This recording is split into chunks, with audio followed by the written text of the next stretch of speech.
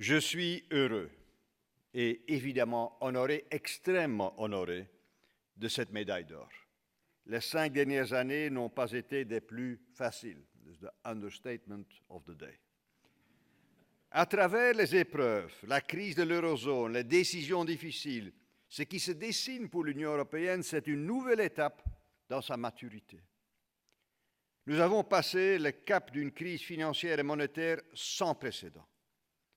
Cette épreuve, il fallut l'affronter avec toute notre détermination politique.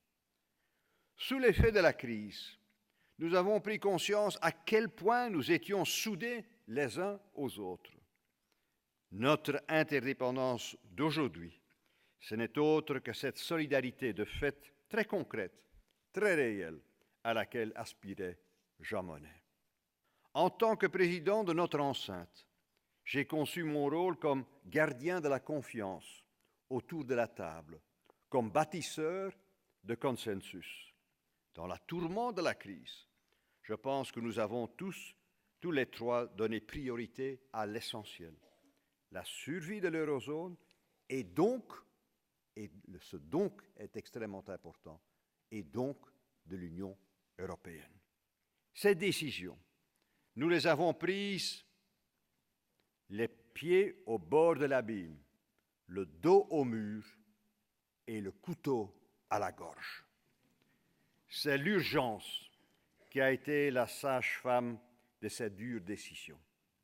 C'est cela ce qui m'inquiète pour l'avenir. Aujourd'hui, l'urgence ne fait plus rage, mais nos problèmes de fond ne sont pas pour autant résolus. Aujourd'hui, les gens ne perçoivent plus l'Union européenne comme une alliée, une source d'espoir, mais avant tout comme une entité intrusive, punitive, corrective.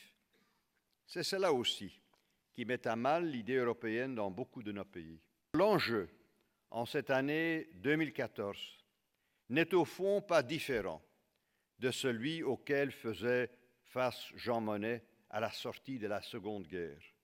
Faire prospérer notre modèle européen, notre qualité de vie. Le faire en restant fidèle à la européenne, fidèle à nos valeurs, à nos idéaux de justice, d'équité, de liberté fondamentale et de solidarité. Mesdames et messieurs, préserver pour tous ces habitants ce bout de terre que depuis les Grecs on nomme Europa, comme un lieu porteur d'espoir. Merci beaucoup.